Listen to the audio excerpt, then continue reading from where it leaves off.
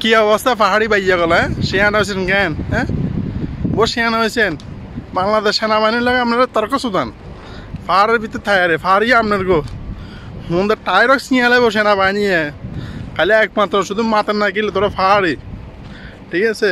আর দ্বিতীয় কথা তোরা নিজেরা নিজে আদিবাসী যে কস হ্যাঁ প্রথমে বাংলাদেশের প্রতি একটু ইজ্জত রাখ।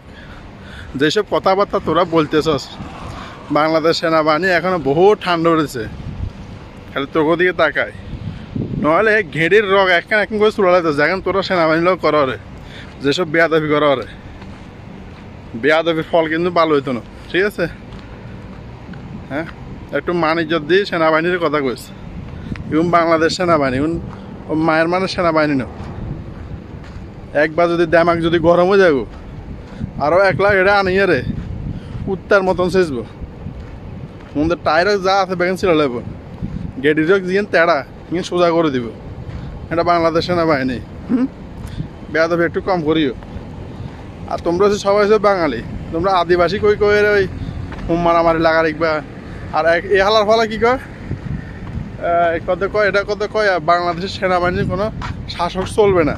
হ্যাঁ চট্টগ্রাম আমাদের পাহাড় আমাদের কারো বাপের না হালার পাহাড় আছে তোর বাপের জ্ঞান জ্ঞান তোর বাপে লিখে দিয়েছে এটা বাংলাদেশে থাকবো তোরাও বাঙালি তোরাও বাংলাদেশে থাকবি ঠিক আছে।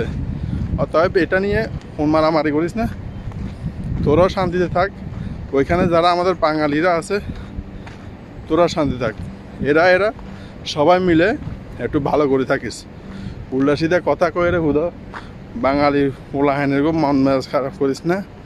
ওরা পাহাড়িও মানত না কিছু মানত না তার চেয়ে ভালো নিজেকে বাঙালি বলা শুরু করো যে আমরা বাংলাদেশের মানুষ আমরা বাঙালি ঠিক আছে।